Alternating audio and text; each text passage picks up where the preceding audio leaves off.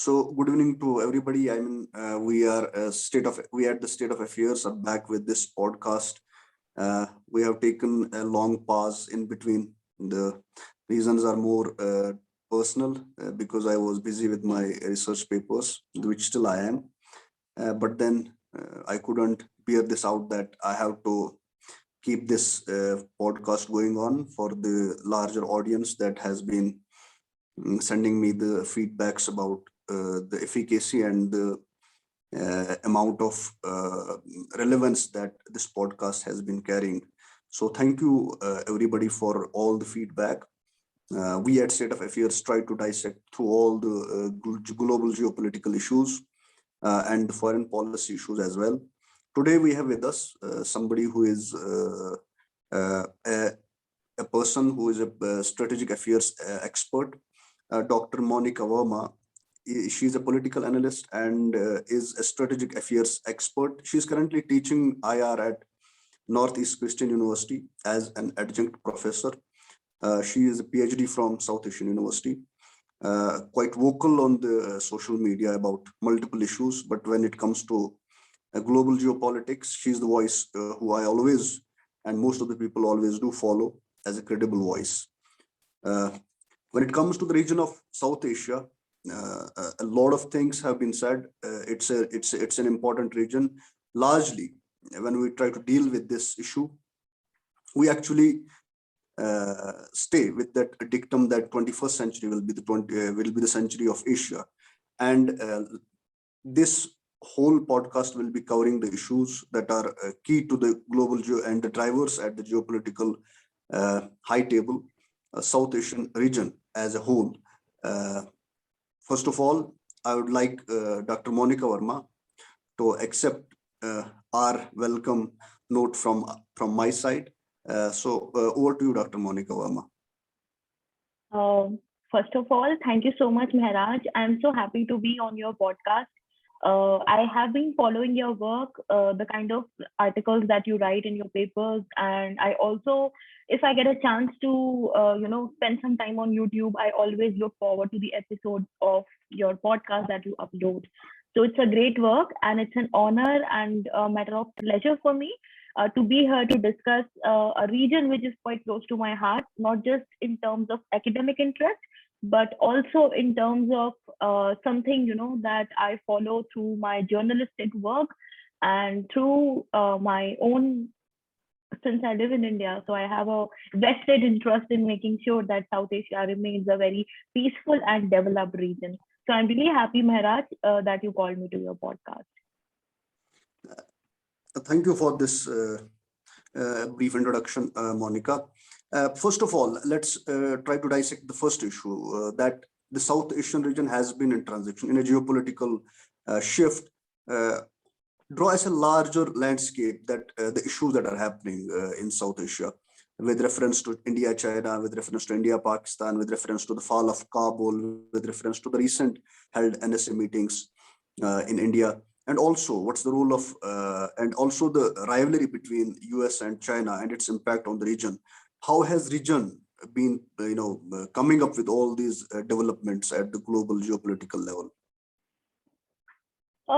Well, I think, Mehraj, you rightly pointed out that currently, South Asia is undergoing a state of transition. A lot of changes are happening. So these changes are not something which are new. Some of them, we could foresee them in the last 5 or 10 years as well, that something like this may ultimately, culminate into something serious. So a number of changes, any country you pick, whether it is Afghanistan and the unfortunate takeover of Taliban once again, and the fall of Kabul, and the entire humanitarian crisis that the Afghan people are undergoing right now, the state of affairs of women, children, their human rights, all of this, is something which is very worrying. Then in Pakistan also, if we look at Pakistan, situation remains quite grim because of the economic reason. They also have their own set of problems. TLP is blackmailing the Pakistani government. They are holding, protest marches are always taking place in Pakistan.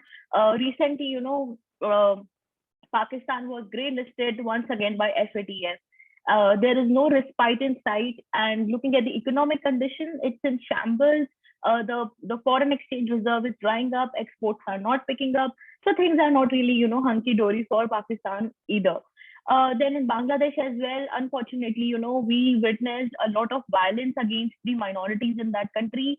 It was a very unfortunate thing to see because thanks to the government of Sheikh Hasina, she was able to control the extremist elements, and there was a lot of peace between the different communities.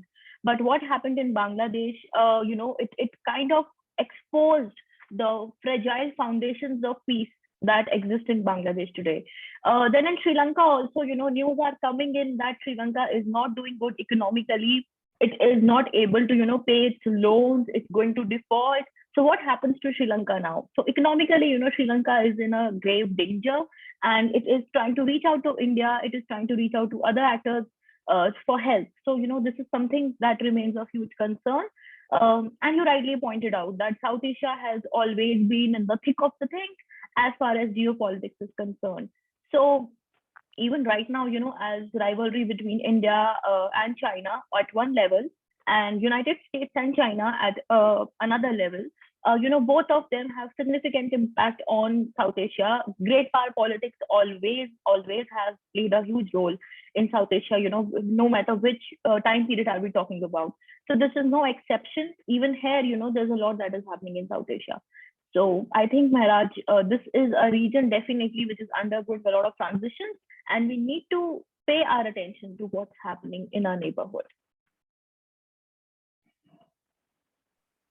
Some interesting points you have mentioned about Pakistan, about Afghanistan, and about Sri Lanka. I mean, what are the key hotspots, geopolitical hotspots that the students of international politics will be looking forward to understand? What will be the areas of convergence? What will be the areas that a student has to look up to, or the analysts will be looking at when it comes to India, US, when it comes to India, Russia, when it comes to India vis-a-vis this the fall of Kabul and the Taliban takeover in Afghanistan?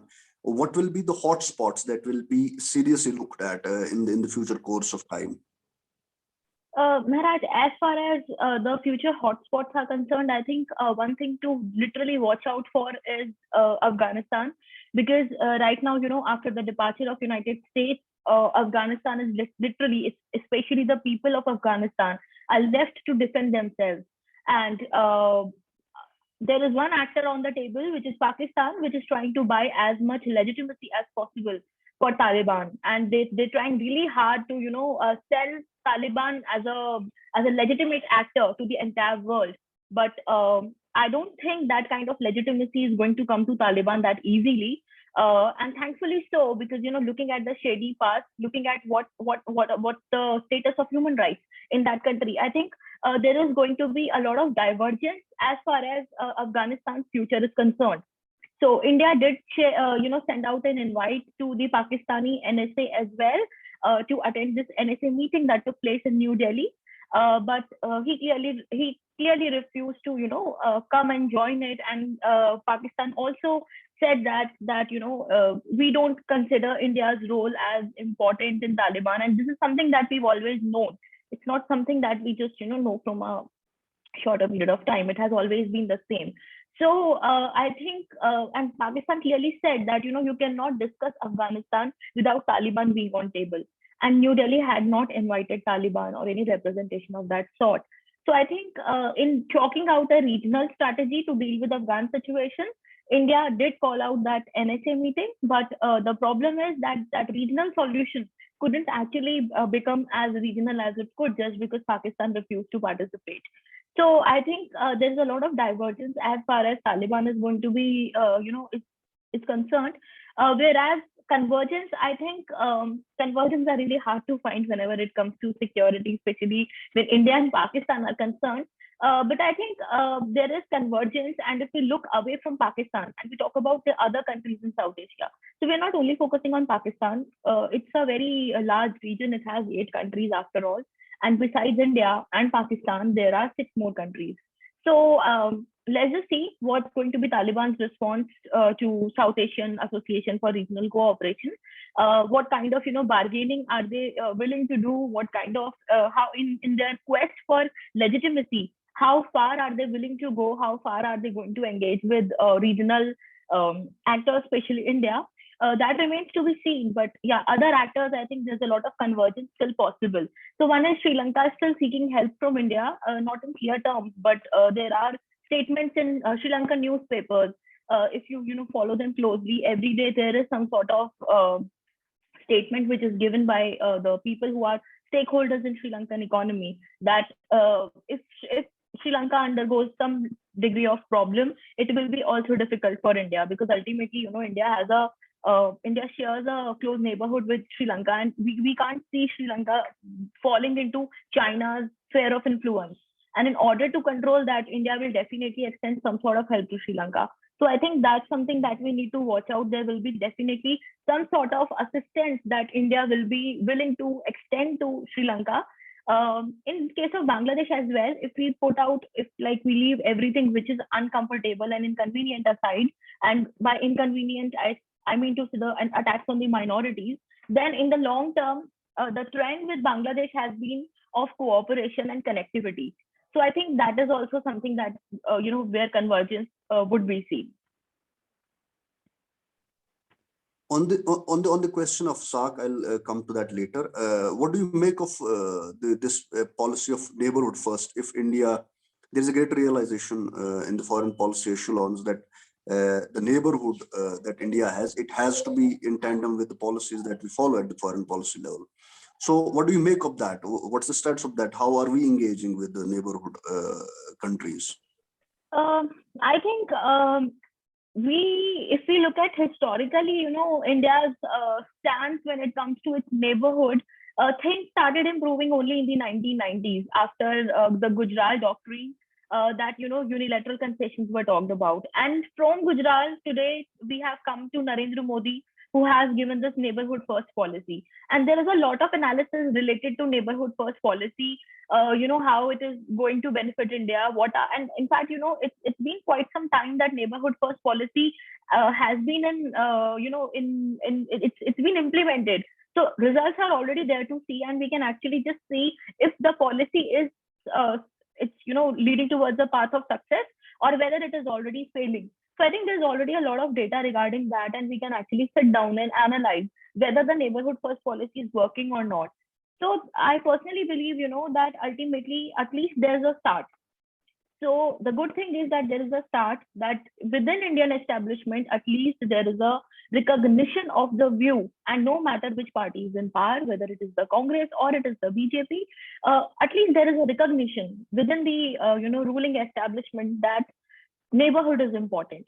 Because no matter how powerful you become, no matter how rich you become, no matter what kind of an actor you become, even you might be becoming a great power, and you might be transcending your sphere of influence to become a global actor. But still, if you cannot set your neighborhood in order, if your neighboring countries are not on the same page as you are, then it is very difficult to sustain that position for long. And history is a testament to that. So I think there's a start. India has at least recognized that the neighborhood is important. And if you look at all kinds of policies that India has implemented in the last few years, neighborhood is always going to play an important role. Whether it is even the idea of open and free Indo-Pacific, I don't think the road to Indo-Pacific goes without engaging with South Asia. So the thing is, if India has to engage with the larger region of Indo-Pacific, which is our current, geopolitical focus on, we can't do that without engaging with South Asia.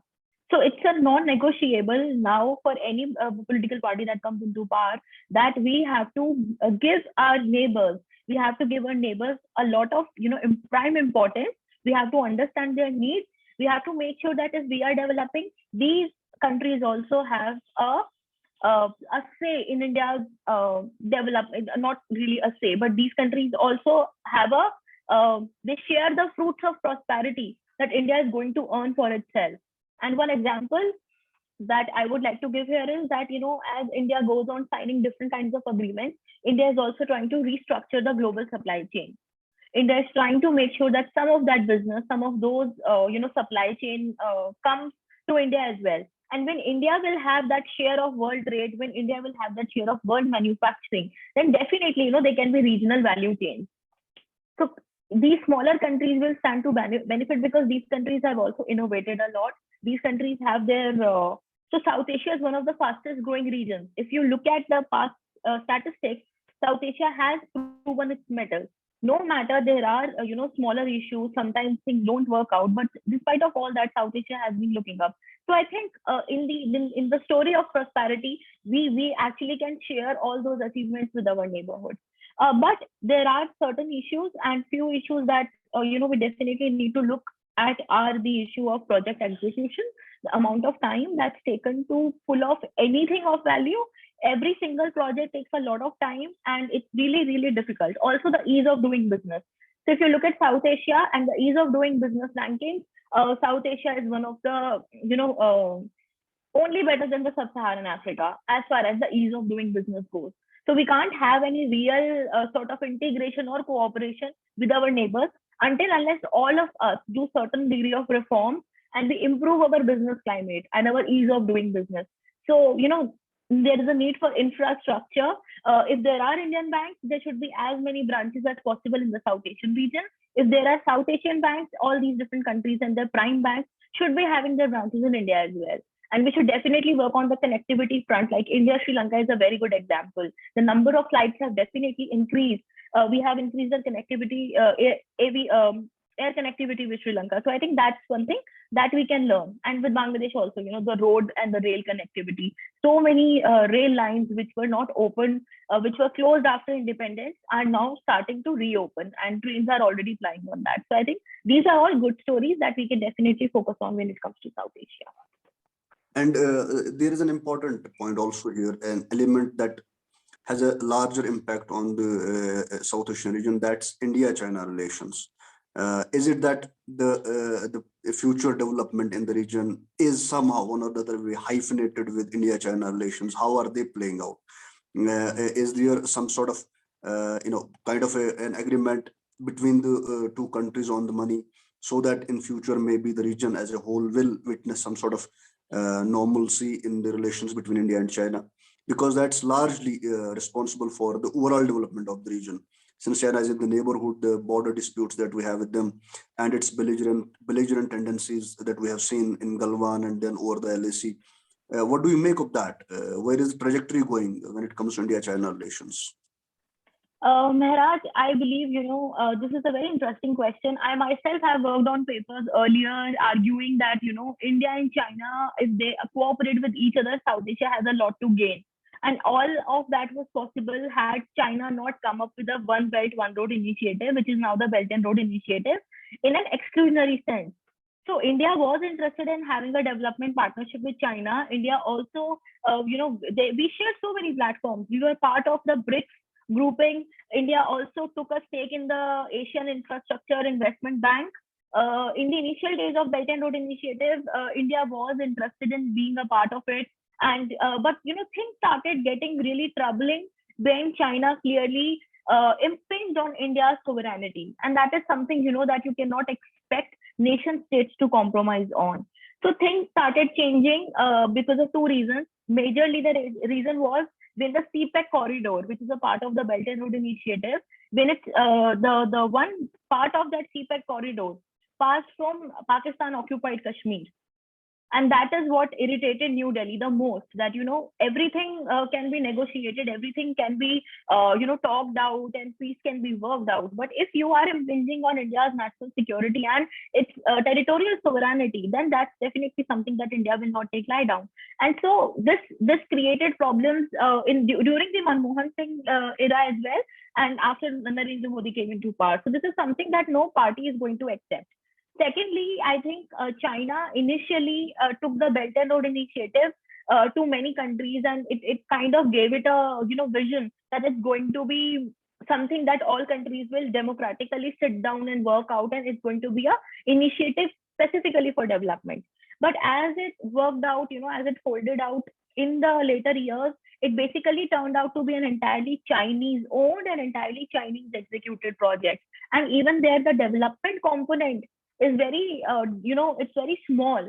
And most of the time, it's like some sort of neo-imperialist ambition that China has. So China has a preference for countries that do not have a healthy democracy, who are sort of, borderline failed states. China has a preference for those states. It goes to those states and it tries to work out an equation where these countries are not able to pay the debt, and then there is the threat of debt trap. So I think China did not take the sensitivities of other countries into picture. And the COVID pandemic has exposed China like nothing else. And not just India, I think China's belligerent behavior is something that every country which matters in the world today has taken an offense to, whether it is India or it is Australia or it is Japan. So, when Quad countries are talking about it, or when the larger Indo-Pacific region is talking about it, or the Quad plus countries are talking about it, there's a lot of threat that China is emanating. China is kind of giving to these countries, and which is why they have to sit down and think whether there can be any more engagement with this country or not. So I think in South Asia also the same thing remains. South Asia is, some scholars believe that it is a shared neighborhood between India and China. So some set of scholars have actually, given out data. They have given set arguments, and I am not denying their arguments at all. If you look at history, there is a lot of, role that China has historically played in all the South Asian countries. So some say that it is a shared neighborhood, and especially due to the annexation of Tibet by China, now China directly shares a border with the other South Asian countries, and so it's actually a South Asian country. That is what some scholars say. But then some scholars also look at how China is trying to just, impose itself in the South Asian region.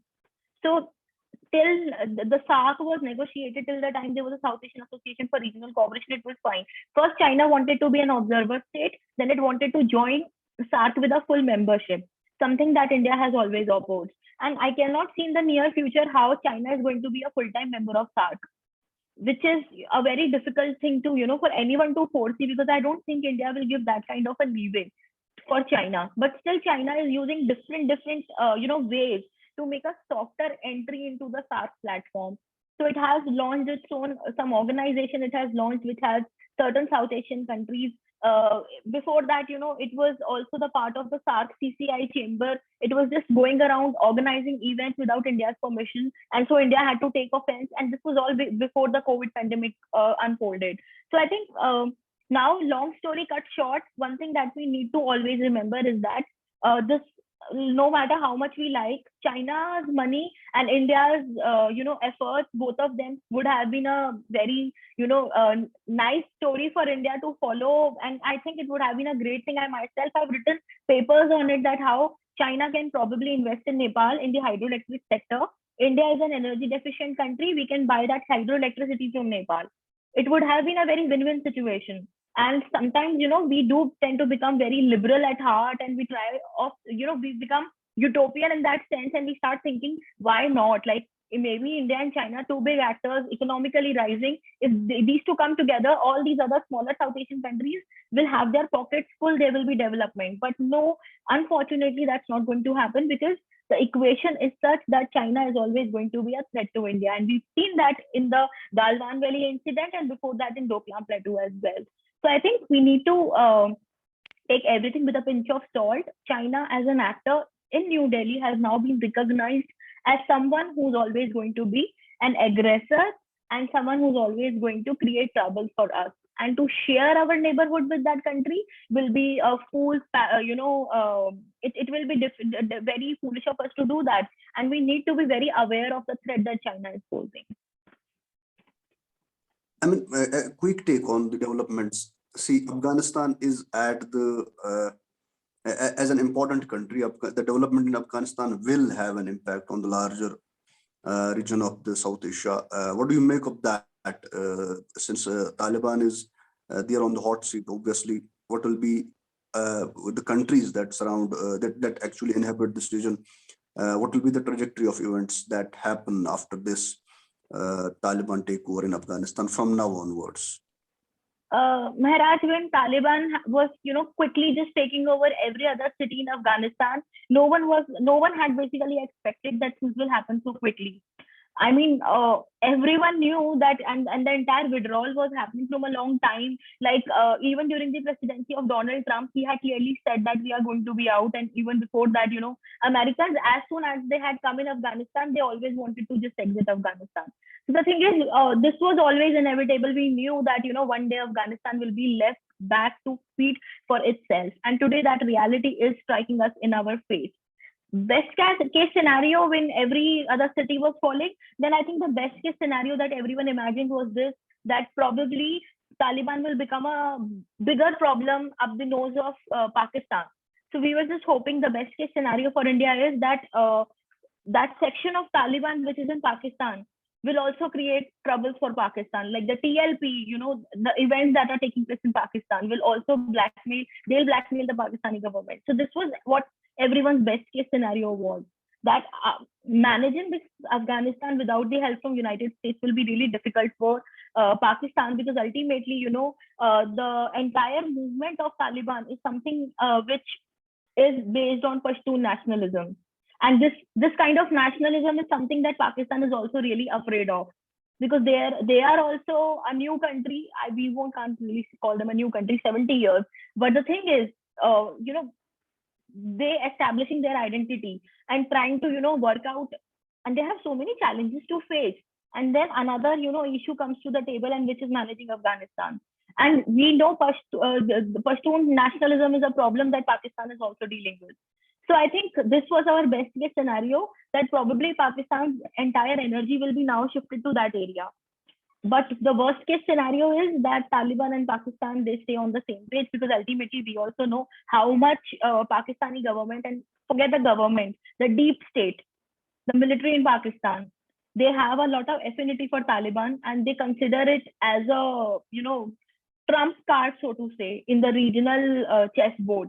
So I think that's how Pakistan likes to think. And the worst case scenario will be Pakistan and Taliban living with each other peacefully. China also joins also joins in, and then it's sort of a security nightmare for India, because for everything that we know about Indo-Pacific and everything that we know about the Quad, one thing is not going to change, and that is the Eurasian region. And when I say Eurasian region, I specifically want to mention Central Asia. India does not have, direct connectivity to that region, but India has a lot of interest in that region. And to watch our geopolitical interest in that region, we definitely need to engage with that region, which won't be possible without the help from Iran and Afghanistan. So I think that is something which is going to be very difficult for India. And it's kind of, India will be completely cut off from the Eurasian region. Also, if you look at the other Quad countries, India is the only country that shares a direct border with China, and no other country shares that. So China is literally in our neighborhood. We know that China is rising. We know China's rise poses a threat to every country in the world, which China doesn't like. But India shares a close boundary with China. And if China doesn't like what India is doing in Indo-Pacific, it will definitely create problems in the Eurasian region. So it is sort of a blackmail sweet spot that is developing for India. So I think this is how the future trajectory is going to be. I mean, there is also another another element that's important to this topic is that Indian Ocean region. But then we are running out of time. I just want you to delve deeper a bit on this. How prepared is India amid all this geopolitical shift that this region is in and is witnessing? How prepared is India? I mean, where it needs to pull up its socks? What are the important areas that it has to, think over again in order to actually claim this supremacy in the region? Vis-a-vis development, vis-a-vis economic, development and other indicators of a country that's as large and as democratic as India. What will be the new things that India has to, deal with when it comes to South Asian region in its future discourse? I think to start with, hate me for saying this, but I think South Asian countries are something that we completely need to engage with. There are a lot of people in this country who hate the term South Asia. There are a lot of people in this country who hate the idea of, India engaging with the South Asian countries on a very sort of, primary basis. They say that, why are we engaging with small countries? That is an attitude that we need to shed. Because trust me, when it comes to diplomacy, no country is too small. Bridges are built only when, the small countries help you make those bridges.